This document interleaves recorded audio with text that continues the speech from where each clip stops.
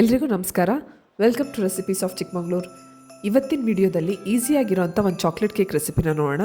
ಅದಕ್ಕೆ ಬೇಕಾಗಿರೋಂಥ ingredients list ಈ ರೀತಿ ಇದೆ. ತುಂಬ ಬೇಸಿಕ್ ಇಂಗ್ರೀಡಿಯೆಂಟ್ಸಿಂದ ಮನೇಲಿ ಈಸಿಯಾಗಿ ನೀವು ಈ ಚಾಕ್ಲೇಟ್ ಕೇಕ್ನ ರೆಡಿ ಮಾಡ್ಕೊಬೋದು. ಮೊದಲಿಗೆ ಕೇಕ್ನ ಮಾಡೋದಕ್ಕೆ ಕೇಕ್ ಪ್ಯಾನ್ನ ಡಸ್ಟಿಂಗ್ ಮಾಡ್ಕೊಬೇಕು. ಈ ರೀತಿ ಆಯಿಲಲ್ಲಿ ಚೆನ್ನಾಗಿ ಬ್ರಷ್ ಮಾಡಿ ಪಾರ್ಚ್ಮೆಂಟ್ ಪೇಪರ್ ಹಾಕಿ ಅದ್ರ ಮೇಲೆ ಮೈದಾ ಉದುರಿಸಿ ಅದು ಎಲ್ಲ ಕಡೆ ಕೋಟ್ ಆಗೋ ರೀತಿ ಡಸ್ಟಿಂಗ್ ಮಾಡ್ಕೊಬೇಕು. ಕೇಕ್ ಪ್ಯಾನ್ನ ಡಸ್ಟಿಂಗ್ ಮಾಡ್ಕೊಂಡಾದ್ಮೇಲೆ ಒಂದು ಮಿಕ್ಸಿಂಗ್ ಬೌಲಲ್ಲಿ 1 ಮೊಟ್ಟೆ, 1/4 ಕಪ್ ರಿಫೈನ್ಡ್ ಆಯಿಲ್, ಅರ್ಧ ಕಪ್ ಹಾಲು, 1/4 cup coffee decoction, 1 tea spoon vanilla essence ಹಾಕಬೇಕು. ಇದಕ್ಕೆ ಡ್ರೈ ಇಂಗ್ರೀಡಿಯೆಂಟ್ಸ್ನ ಸಿಫ್ಟ್ ಮಾಡ್ಕೊಬೇಕು.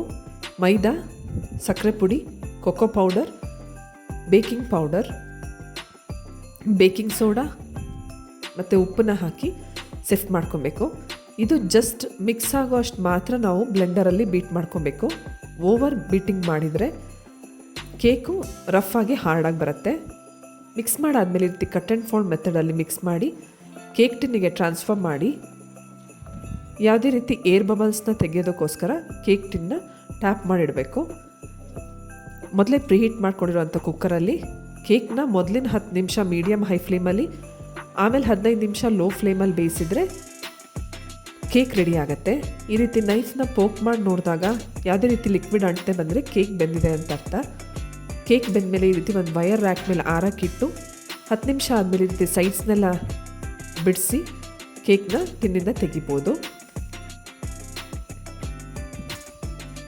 ಕೇಕ್ ಆರಿದ ಮೇಲೆ ಅದ್ರ ಮೇಲಿರೋಂಥ ರಫ್ ಪಾರ್ಟ್ಸ್ನೆಲ್ಲ ಈ ರೀತಿ ನೈಫಲ್ಲಿ ರಿಮೂವ್ ಮಾಡ್ಕೊಬೇಕು.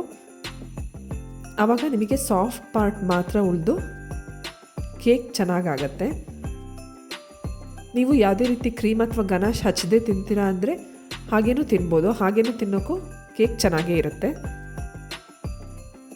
ಈ ರೀತಿ ಸೈಡ್ಸ್ನೆಲ್ಲ ಸ್ಕ್ರೇಪ್ ಮಾಡ್ಕೊಂಡಾದಮೇಲೆ ನಾವು ಇದರ ಮೇಲೆ ಶುಗರ್ ಸಿರಪ್ನ ಹಾಕಿ ಇಡಬೇಕಾಗತ್ತೆ. ಶುಗರ್ ಸಿರಪ್ನ ರೆಡಿ ಮಾಡ್ಕೊಳ್ಳೋಕ್ಕೆ 3 ಟೀ ಸ್ಪೂನ್ ಸಕ್ಕರೆ, 1/4 ಕಪ್ ನೀರನ್ನ ಹಾಕಿ ಅದು ಸಕ್ಕರೆ ಕರಗೋವರೆಗೂ ಬಾಯ್ಲ್ ಮಾಡ್ಕೊಂಡ್ರೆ ಆಯಿತು. ಇದು ಸಕ್ಕರೆ ಪಾಕದ ಥರನೂ ಆಗೋದು ಬೇಡ, ಶುಗರ್ ಡಿಸಾಲ್ವ್ ಆದರೆ ಆಯಿತು. ಇದು ಕಂಪ್ಲೀಟ್ ಆರಿದ ಮೇಲೆ ನಾವು ಕೇಕ್ ಮೇಲೆ ಇದನ್ನ ಪೋರ್ ಮಾಡ್ಬೋದು. ಇವಾಗ ಚಾಕ್ಲೇಟ್ ಗನಾಶ್ ಮಾಡೋದಕ್ಕೆ ಅರ್ಧ ಕಪ್ ಹಾಲು, 1/4 ಕಪ್ ಸಕ್ಕರೆ, 4 table spoon cocoa powder, 2 table spoon cornflour ಇದಿಷ್ಟನ್ನು ಚೆನ್ನಾಗಿ ಒಂದು ಪಾತ್ರೆಯಲ್ಲಿ ಮಿಕ್ಸ್ ಮಾಡಿಕೊಂಡು ಇದನ್ನು ಲೋ ಫ್ಲೇಮಲ್ಲಿ ಬಾಯ್ಲ್ ಆಗೋದಕ್ಕೆ ಇಟ್ಕೊಬೇಕು. ಯಾವುದೇ ಕಾರಣಕ್ಕೂ ಹೈ ಫ್ಲೇಮಲ್ಲಿ ಮಾಡೋಕ್ಕೆ ಹೋಗಬಾರ್ದು. ಹೈ ಫ್ಲೇಮಲ್ಲಿ ಮಾಡಿದರೆ ಗನಾಶ್ ಸೀದೋಗೋ ಅಂಥ ಚಾನ್ಸ್ ಇರುತ್ತೆ. ಈ ರೀತಿ ಲೋ ಫ್ಲೇಮಲ್ಲಿ ನಿಮಗೆ ಎಷ್ಟು ಥಿಕ್ನೆಸ್ ಬೇಕೋ ಅಷ್ಟು ಥಿಕ್ನೆಸ್ವರೆಗೂ ಗನಾಶನ್ನ ಕುದಿಸ್ಕೊಬೇಕು.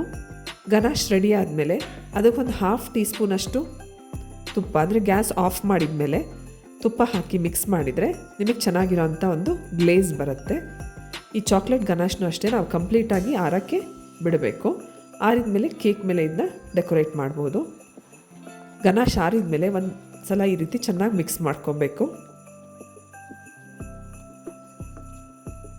ಇವಾಗ ಕೇಕ್ನ ಮೊದಲು ಈ ರೀತಿ ಫೋರ್ಕಿಂದ ಎಲ್ಲ ಕಡೆ ಪೋಕ್ ಮಾಡಿ ಅದ್ರ ಮೇಲೆ ಶುಗರ್ ಸಿರಪ್ನ ಎಲ್ಲ ಕಡೆ ಚೆನ್ನಾಗಿ ಪೋರ್ ಮಾಡಬೇಕು.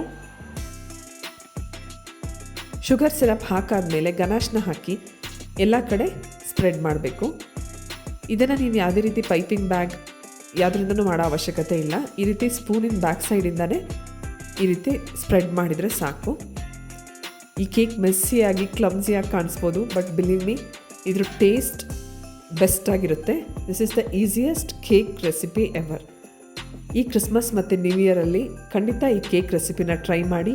ನಿಮಗೆ ರೆಸಿಪಿ ಇಷ್ಟ ಆದರೆ ನಿಮ್ಮ ಫ್ರೆಂಡ್ಸ್ ಮತ್ತು ಫ್ಯಾಮಿಲಿ ಜೊತೆ ಶೇರ್ ಮಾಡಿ. ನೀವು ನನ್ನ ಚಾನಲ್ನ ಫಸ್ಟ್ ಟೈಮ್ ವಿಸಿಟ್ ಮಾಡ್ತಾಯಿದ್ರೆ ಸಬ್ಸ್ಕ್ರೈಬ್ ಮಾಡೋದಕ್ಕೆ ಮರಿಬೇಡಿ. Thanks for your precious time and spending that precious time on watching this video. Thank you all.